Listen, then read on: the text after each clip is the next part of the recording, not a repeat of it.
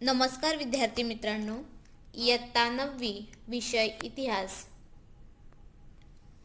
आपण मागील पाठात पाहिले कुटुंब संस्था, समाज कल्याण, अनुसूचित जाती व जमाती, सार्वजनिक आरोग्य, मूत्रपिंड प्रत्यारोपण, टेस्ट ट्यूब बेबी, लसीकरण या मुद्द्यांचा आपण अभ्यास केला. तर आज आपण यातील पुढील भाग पाहणार आहोत. तर धडा 9वा बदलते जीवन भाग 1.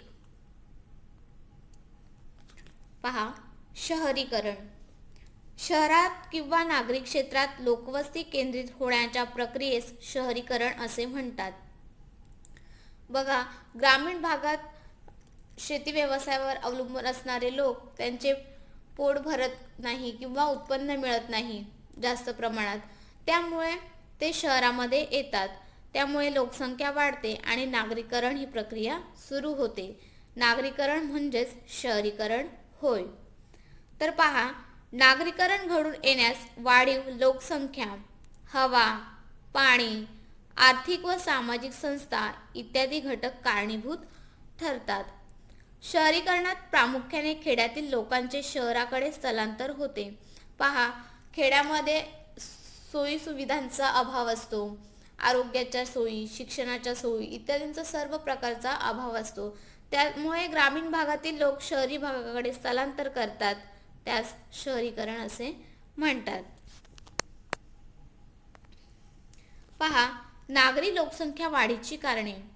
जी शहरीकरण वाढतं त्याची अनेक कारणे आहेत.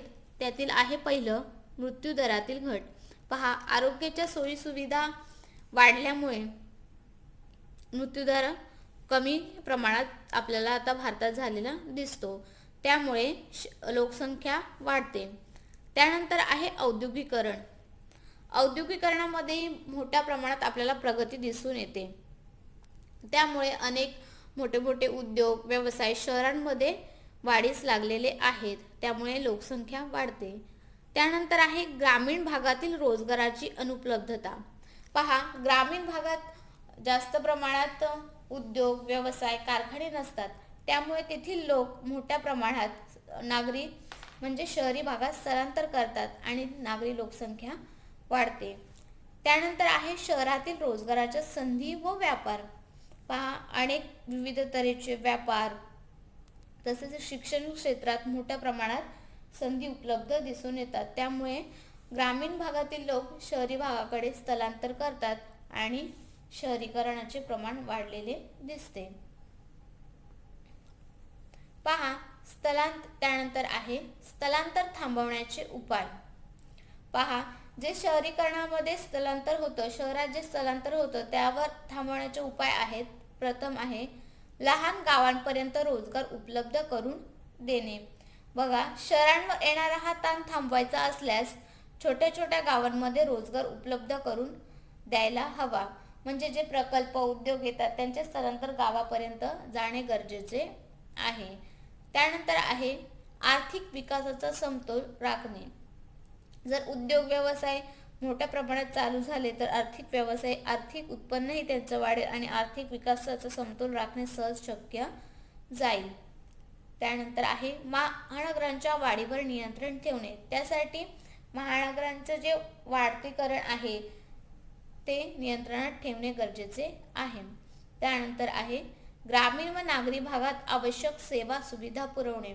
ग्रामीण भागात ज्या सेवा सुविधांचा अभाव आहे त्या सुविधा जर उपलब्ध करून दिल्या तर शहरीकरण म्हणजेच नागरीकरण वाढण्याची जी प्रक्रिया आहे ते थांबेल आणि स्थलांतर ग्रामीण भागातून होणारे शहरात होणारे स्थलांतर हे थांबलं जाईल. गाव. आता गाव म्हटलं तर आपल्याला काय आठवतं? आपण सुट्ट्यांमध्ये गावाला जातो, मजा येते ना. कसं निसर्गरम्य वातावरण असतं, आजूबाजूला सर्व हिरवळ असते, झाडे असतात, काही काहींच्या गावाजवळ नदी वाहत असते, शेती असते, जे सर्व आपल्याला इथं बघायला नाही भेटत. एवढं इथं आपल्याला उंच उंच इमारती दिसतात, गाड्यांचा धूर दिसतो. असं सर्व गावाला असतं का? नसतं. तर गाव म्हणजे काय? तर गाव म्हणजे स्वतंत्ररित्या किंवा सामूहिक रीतीने कसत असलेल्या जमिनीजवळ राहणाऱ्या शेतकऱ्यांचा कायम वस्तीला गाव असे म्हणतात. तिथं गावाची अशी व्याख्या तयार केली. आता गावाकडं बघितलं तर जास्त करून व्यवसाय कोणता असतो त्यांचा? शेती असतो. शेतीवरती आधारित त्यांचं जीवन चालत असतं. म्हणून जे स्वातंत्र्यरित्या किंवा सामूहिक रीतीने कसत असलेल्या जमिनीजवळ राहणाऱ्या शेतकऱ्यांचा कायम वस्तीला गाव असे म्हणतात. शेतीचा शोध लागल्यापासून गाव अस्तित्वात आले. आपण बघितलं पहिले काय झालं, सर्वात पहिले शेतीचा शोध लागला. मग माणूस काय करू लागला, शेतीचं आपलं रक्षण होऊ लागलं, होण्यासाठी काय करू लागला, तिथंच घर बांधून राहू लागला. नंतर शेतीमध्ये काम करण्यासाठी लोकांची गरज भासू लागली, म्हणून ते मजूर किंवा घरातली लोकं शेतात काम करायची. मग ते मजूर जे असायचे त्यांची घरं तिथं बाजूलाच. मग असं हळूहळू करत वस्तीचं काय झालं, गाव झालं. म्हणून शेतीचा शोध लागल्यापासून काय झालं तर गाव अस्तित्वात आलं. सभोवताली शेती व मध्ये दाटीवाटीने पसरलेली घरे हे भारतीय खेड्यांचे वैशिष्ट्य आहे. आता आपण गावाला वगैरे गेलो तर जास्त करून कसं बघतो, आपलं घर एकीकडे असं आणि शेती जरा लांब असते असं बघतो ना जास्त करून. मग हे काय आहे, भारतीय खेड्यांचे एक वैशिष्ट्य आहे. खेडी विरळ लोकवस्तीची असून शहरांपेक्षा लहान असतात. आता शहरामध्ये बघतो आपण लोकांची गर्दी असते, लोकांची दाटीवाटी असते. तसं खेड्यांमध्ये असतं का? नाही. खेड्यांमध्ये लोकवस्ती कशी असते, विरळ असते, जास्त घरे नसतात, लोकसंख्या पण कमी असते आणि ती कशी असतात, शहरांपेक्षा लहान असतात. प्रादेशिक वैशिष्ट्याप्रमाणे खेड्यांचे स्वरूप वेगवेगळे असते. प्रादेशिक वैशिष्ट्य म्हणजे आता त्या ठिकाणी कशा प्रकारचं वातावरण आहे त्याप्रमाणे. जर आपण इकडं आपल्या कोकण साईडला आलो, पश्चिम महाराष्ट्रामध्ये, तर तिथं कशी असली कौलारू घरे, बसलेली घरे अशी दिसतात. ते जर घाटमाथ्यावर गेलो तर तिथं वेगळ्या प्रकारची घरे, म्हणजे तिथं ज्या प्रकारचं वातावरण असेल, ज्या प्रकारची माणसाला राहायला योग्य वाटत असेल त्या प्रकारे लोक घरे बांधत असतात आणि त्याप्रमाणे खेड्यांचे स्वरूप कसे असते, वेगवेगळे असते. पहा आता सामूहिक विकास योजना. बघा, देश स्वातंत्र्य झाला तरी ग्रामीण भाग हा मागासलेलाच होता. अनेक सोयी सुविधांचा अभाव होता. पारंपरिक शेती लोक करायची किंवा पारंपरिक उद्योगही लोक करायची. त्यामुळे स्वातंत्र्योत्तर कालखंडात ग्रामविकासाच्या दृष्टीने सामूहिक विकास योजना सुरू करण्यात आली ग्रामविकासासाठी. त्यानंतर त्यामध्ये पहा, शेतीतंत्र बदलणे, जलसिंचन वाढवणे, शिक्षणाचा प्रसार करणे व भूसुधारणा कायदेसंमत करणे या योजना आखण्यात आल्या. त्यामुळे शेतीचे उत्पन्न वाढले जाईल. तसेच ग्रामीण भागात दळणवळण, आरोग्य, शिक्षणाचा प्रसार करणे हे त्यांचे उद्दिष्ट होते. त्यानंतर ग्रामपंचायतीच्या माध्यमातून शासनाने या योजना राबवण्यास सुरुवात केली. सामूहिक विकास योजना या ज्या आहेत त्या योजना ग्रामपंचायतीच्या माध्यमातून राबवण्यास सुरुवात केली. पहा, सामूहिक विकास योजना जी सुरुवात केली तिची उद्दिष्टे. प्रथम आहे शेतीचे उत्पन्न वाढवणे. जर शेतीचे उत्पन्न वाढवले तर विकास हा सहजपणे होऊन जाईल. त्यानंतर आहे ग्रामीण भागात दळणवळणाच्या सोयी निर्माण करणे. जर बघा, ग्राम सडक योजना चालू आहेत, यामुळे जे प्रगतीचे लक्षण आहे, त्यामुळे ग्रामीण भागात दळणवळणाच्या सोयी निर्माण झाल्या तर साहजिकच ग्रामीण भागाचा विकास होण्यास मदत होईल. त्यानंतर आहे आरोग्य व शिक्षणाचा प्रसार करणे. पहा, अजूनही त्या भागात आरोग्याच्या काही सुविधा उपलब्ध नव्हत्या, तसेच शिक्षणाचा प्रसार नव्हता. म्हणजेच लोक पारंपरिक शेती करायची, दुसरे कोणतेही शिक्षण घेण्यास लोक तयार नव्हते. त्यामुळे आरोग्य व शिक्षणाचा प्रसार करणे हे सामूहिक विकास योजनेचे एक उद्दिष्ट होते. त्यानंतर आहे गावांचा आर्थिक विकास करणे. पहा, गावांमध्ये उद्योग, कारखाने यांसारखे पर्याय उपलब्ध करून गावाचा आर्थिक विकास करणे हे सामूहिक विकास योजनेचे एक उद्दिष्ट बनलेले होते.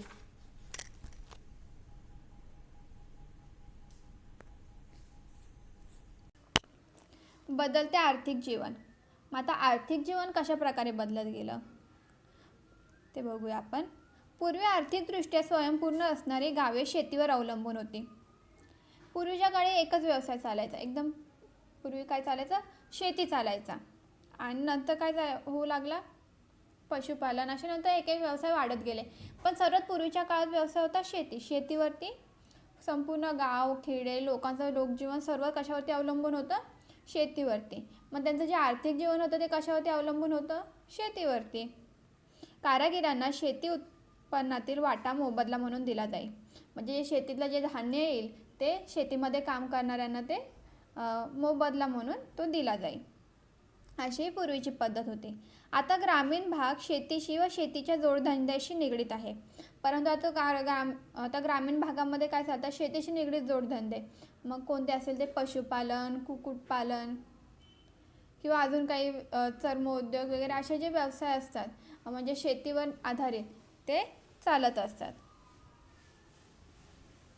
नागरी समाज बिगर शेती उत्पन्नाशी व व्यवसायांशी जोडलेला आहे. मग आता जो नागरी समाज आहे, नागरी म्हणजे जो शहरातील समाज, मोठे मोठे कारखाने वगैरे आहेत किंवा काही कंपन्यांमध्ये कामं आहेत, तर ते कशाची, बिगर शेती म्हणजे शेतीची जी उत्पन्न नाही आहेत त्यांच्याशी व इतर व्यवसायांशी तो कसा आहे, जोडलेला आहे. अशा प्रकारे काय होतं, आर्थिक जीवन बदलत गेलेलं आहे. पहा, ग्रामीण विकास. भारतात 1961च्या जनगणनेनुसार ग्रामीण भागात 82% लोक राहत होते, तर 1971मध्ये हे प्रमाण 80.1 झाले. म्हणजे ग्रामीण भागात एवढे लोक राहत होते. पहा, ग्रामीण भाग आजवर शहराची जे अन्नधान्य, भाजीपाला व कच्चा माल यांची जी गरज आहे ते भागवत आलेला आहे. तसेच औद्योगिक विभागांना श्रमिक पुरवले. म्हणजेच जे उद्योग व्यापार शहरांमध्ये चालू आहेत, तर ग्रामीण भागातील लोक स्थलांतर करून शहरामध्ये जायचे आणि त्यामुळे औद्योगिक विभागांना श्रमिक पुरवले जात होते. तसेच नैसर्गिक साधनसंपत्तीची देखभाल करणे, जी नैसर्गिक साधन संपत्ती आहे, या गोष्टी ग्रामीण भाग आजवर करत आला आहे. त्यामुळे ग्रामीण विकासासंदर्भातील आव्हाने तेवढीच प्रमाणात होती. प्रथम आव्हान आहे आर्थिक व्यवसायांचा विकास करणे. बघा, जे आर्थिक व्यवसायांचा विकास आहे तो एक उद्दिष्ट ग्रामीण विकासासंदर्भात आव्हान होतं. तसंच सामाजिक गरजा व सुविधांचा विकास करणे. ग्रामीण भागातील ज्या अपुऱ्या असुविधा आहेत सामाजिक व आरोग्यविषयी, त्यांचा विकास करणे. त्यानंतर सांस्कृतिक, सामाजिक व वैचारिक दृष्टिकोनात बदल करणे. आजही त्यावेळेस ग्रामीण भागात सांस्कृतिक, सामाजिक, वैचारिकपणात मागासलेलं होतं, त्यामुळे त्यांच्या दृष्टिकोनात बदल करणे गरजेचे होते. ही ग्रामीण विकासासंदर्भातील आव्हाने होती. त्यानंतर आहे जमीन सुधारणा व जलसिंचन प्रकल्पास गती देणे. जर जमीन सुधारणा किंवा जलसिंचन प्रकल्पास गती दिली, त्यामुळे शेती सुधारली जाईल व त्यांचा आर्थिक विकासही होईल. या अशा प्रकारची आव्हाने ग्रामीण विकासासंदर्भात होती. त्यानंतर पाहूयात ग्रामीण भागातील समस्या. बघा, प्रथम आहे स्वच्छता व आरोग्यांच्या सोयीचा अभाव. ग्रामीण भागात स्वच्छता असली तरी अपुऱ्या प्रमाणात आहे किंवा कमी प्रमाणात आहे. आरोग्यांच्या सोयी सुविधा असल्या तरी अपुऱ्या प्रमाणात आहेत. त्यामुळे त्यांचं स्वच्छता व आरोग्य सोयींचा अभाव या ग्रामीण भागातील समस्या आहे. त्यानंतर पिण्याच्या पाण्याची बारमाही सोय नसणे. आपण म्हणतो की गावाकडे भरपूर पाऊस पडतो, तरीही मार्च, एप्रिल, मे या महिन्यांमध्ये तिथे पुरेसं पाणी प्यायला नसतं. त्यामुळे शासनाला पिंप किंवा त्यांना पाणी पुरवठा करावा लागतो. पिंपांद्वारे किंवा मोटारीद्वारे त्यांना पाणी पुरवठा करावा लागतो. तसेच स्वच्छतागृह व झाकलेली गटारे यांचा अभाव. स्वच्छतागृहे असली तरीही ती कमी प्रमाणात आहेत व गटारे असली तरी ती झाकलेली नाही आहेत. अजूनही या गोष्टींचा अभाव दिसून येतो. त्यानंतर अरुंद रस्ते आणि अपुरे विद्युतीकरण. ग्रामीण भागात विद्युतीकरण झाले असले तरी आपल्याला लोड शेडिंग हा प्रकार माहितीच असेल. त्यामुळे लाईट ही कपात केली जाते. त्यामुळे अपुरे विद्युतीकरण यांसारखे प्रश्न आजही उद्भवतात. तसेच औषधोपचार, मनोरंजनाची साधने, वाचनालय यांचा अभावही आपल्याला दिसून येतो. पहा, अजूनही मेडिकल्स किंवा मनोरंजनाचे थिएटर्स, नाट्यगृहे हे यांचा अभाव आपल्याला दिसून येतो. तसेच दर्जेदार शिक्षणाची सोय नसणे. शिक्षणाच्या सोयी असल्या, प्राथमिक शिक्षण, माध्यमिक शिक्षण असले तरी उच्च शिक्षणासाठी ग्रामीण भागातील लोकांना अजूनही शहरी भागात यावं लागतं. अशा अनेक प्रकारच्या समस्या ग्रामीण भागातील लोकांना आहेत. यासाठी पहा, महाराष्ट्र राज्यातील प्रगती. भारत सरकारच्या पहिल्या 4ही पंचवार्षिक योजनांमध्ये समूह विकास योजनेला महत्त्वाचे स्थान होते. महाराष्ट्र राज्याने या योजनेअंतर्गत प्रभावी कामगिरी केली. बघा, महाराष्ट्रात 1962 साली मध्ये जिल्हा परिषदा स्थापन करण्यात आल्या. तसेच 1970-71 मध्ये महाराष्ट्रात सकस आहार योजना सुरू करण्यात आली व विहिरी, खंडे व नळांद्वारे पाणी पुरवठा करण्यासाठी ग्रामीण पाणी पुरवठा योजना सुरू करण्यात आली. तसेच छोट्या पाटबंधाऱ्यांची सोय करण्यात आली. अखेर 1971 अखेर 1677 छोट्या पाटबंधाऱ्यांची कामे पूर्ण करण्यात आलेली आहेत. अशा प्रकारे महाराष्ट्र राज्यातील प्रगती आपल्याला दिसून येते. ग्रामीण भागात विद्युतीकरणाची गरज. आता विद्युतीकरण म्हणजे आपली लाईट वगैरे गरज सर्वांना असते. मग ग्रामीण भागात पण कशासाठी असते त्यांची गरज, तर ते आपण बघूया. ग्रामीण भागात विद्युतीकरणाची गरज. आता विद्युतीकरण म्हणजे लाईट वगैरे याची सोय आपल्या सर्वांना लागते. मग ग्रामीण भागात पण लागणार. मग ती कशासाठी, ग्रामीण भागात कशासाठी लागते ते आपण बघूया. पाणी पुरवठ्यासाठी, स्वयंचलित पंपासाठी, कूपनलिकांसाठी. आता पाणी पुरवठा होण्यासाठी मोटरचा वगैरे वापर करणार किंवा शेतीसाठी पंप असतात, कूपनलिका असतात पाणी काढण्यासाठी. ह्या सर्वांसाठी कशाचा वापर होतो, विजेचा होतो. जर हे वीज नसेल तर पाणी पुरवठा होणार आहे का, नाही होणार. दूध व अंडी, भाजीपाला, फळे टिकवण्यासाठी. आता आपण बघितलं शेती जास्त करून ग्रामीण भागामध्ये शेती आणि शेतीवर आधारित काय चालतं, पशुपालन. मग पशुपालनामध्ये जे दूध, अंडी यांचं उत्पन्न मिळतं, त्याच्या शेतीमधून भाजीपाला वगैरे मिळतं. मग हे टिकवण्यासाठी फ्रीजर्स वगैरे मोठे मोठे वापरले जातात. मग यासाठी काय लागतं, विद्युतची गरज लागते, विजेची गरज लागते. खत प्रकल्प चालण्यासाठी. मग आता खत निर्मितीसाठी जे मशीन्स असतात, खत निर्मितीचे मशीन्स वगैरे किंवा काही टँक वगैरेमध्ये त्याला करून ते वेगवेगळ्या प्रकारे खत निर्मिती केली जाते. मग त्यासाठी ते जे खत प्रकल्प चालतात ग्रामीण भागामध्ये, शेतीसाठी खत निर्माण करण्यासाठी जे प्रकल्प चालतात त्यासाठी कशाची गरज पडते, विद्युतीकरणाची किंवा विजेची गरज पडते. विद्यार्थ्यांना रात्रीचे अभ्यास करण्यासाठी आपल्या सर्वांना लागते. मग ते ग्रामीण भागातले असो किंवा शहरी भागातले असो. जसं आपल्याला विजेची गरज लागते अभ्यास करण्यासाठी, तशीच त्यांनाही विजेची गरज लागते. पंखा, दूरदर्शन इत्यादी यंत्रांसाठी. जर वीजच नसेल तर पंखा, दूरदर्शन, लाईट हे सर्व यंत्रे चालणार आहेत का, नाही चालणार. पहिली पंचवार्षिक योजना 3000 खेडेगावांचे विद्युतीकरण. म्हणजे पहिली जी पंचवार्षिक योजना होती त्यामध्ये काय होतं, त्यामध्ये एक होतं, त्यामध्ये दिलं होतं की 3000 खेडेगावांचे विद्युतीकरण करणे असे त्यामधले एक योजना होती. 1973 मध्ये 1,38,646 खेडेगावांचे विद्युतीकरण करण्यात आले. 1966 पासून पंप व कूपनलिकांना अधिक वीज पुरवठा करण्यात आला. ग्रामीण विद्युतीकरण निगम. आता आपल्याकडं काय असं MSCB वगैरे असतं.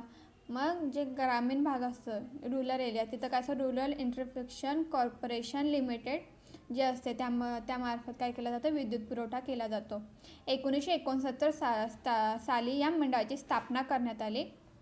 आंध्र प्रदेश, उत्तर प्रदेश, गुजरात, कर्नाटक व महाराष्ट्र या राज्यात ग्रामीण विद्युतीकरण सहकारी संस्था निर्माण झाल्या. कशासाठी, तर ग्रामीण भागातल्या जे विजेची समस्या आहे त्या सोडवण्यासाठी ह्या संस्था निर्माण झाल्या. आता आपण पाहणार आहोत औद्योगिक विकास. पहा, ग्रामीण औद्योगिक विकासाला चालना देण्यासाठी ग्रामोद्योग नियोजन समिती स्थापन करण्यात आली. या समितीद्वारे 1972 पर्यंत 1,06,000 लोकांना रोजगार मिळाला. या योजनेअंतर्गत एवढ्या लोकांना रोजगार मिळालेला आहे. पहा, ग्रामीण भागात प्रतिकूल परिस्थितीत राहणाऱ्या विशेष बुद्धिमान विद्यार्थ्यांना उत्कृष्ट शिक्षण देण्यासाठी महाराष्ट्र शासनाने सातारा, नाशिक, औरंगाबाद व चिखलदरा येथे विद्यानिकेतने सुरू केली. ही विद्यानिकेतने वसतिगृहयुक्त माध्यमिक शाळा काढल्या, म्हणजे त्यांना राहण्याची खाण्याची सोय करण्यात आली. तसेच राहुरी, अकोला, परभणी व दापोली येथे कृषी विद्यापीठे स्थापन करण्यात आली. शिक्षणातील प्रगतीसाठी युनेस्कोने जी एवढी भारतामध्ये आपल्या जी शैक्षणिक प्रगती झाली मोठ्या प्रमाणात, त्या शिक्षणातील प्रगतीसाठी युनेस्कोने 1972 मध्ये महाराष्ट्राला साक्षरता प्रसार गौरवाचे आंतरराष्ट्रीय पारितोषिक दिले. त्यामुळे महाराष्ट्राला साक्षरता प्रसार गौरवाचे हे एक मानाचे आंतरराष्ट्रीय पारितोषिक प्रदान करण्यात आले होते. अशा रीतीने स्वातंत्र्योत्तर काळात सुरुवातीला आलेल्या अडथळ्यांवर मात करून भारताने विकास साधण्यास सुरुवात केलेली होती. चला तर मग आपण शिकलेल्या घटकावर आधारित काही प्रश्न बघूया. एका वाक्यात उत्तरे सांगा. प्रश्न पहिला आहे, शहरीकरण म्हणजे काय? तर शहरात किंवा नागरी क्षेत्रात लोकवस्ती केंद्रित होण्याच्या प्रक्रियेस शहरीकरण असे म्हणतात. प्रश्न दुसरा, भारतात 1961 मध्ये किती टक्के लोक ग्रामीण भागात राहत होते? तर भारतात 1961 मध्ये 82% लोक ग्रामीण भागात राहत होते. 3000 खेड्यांचे विद्युतीकरण कोणत्या काळात झाले? तर 3000 खेड्यांचे विद्युतीकरण हे पंचवार्षिक योजनेच्या काळात झाले. युनेस्कोने 1972 मध्ये कोणते पारितोषिक महाराष्ट्राला दिले? तर युनेस्कोने 1972 मध्ये साक्षरता प्रसार गौरवाचे आंतरराष्ट्रीय पारितोषिक महाराष्ट्राला दिले. इथपर्यंत तुम्हाला आता समजलेलंच असेल. चला तर मग आता लिहून घ्या स्वाध्याय. सार्वजनिक आरोग्याच्या क्षेत्रात भारतात झालेल्या ठळक घडामोडी यांचा थोडक्यात आढावा घ्या व सविस्तर लिहा. धन्यवाद.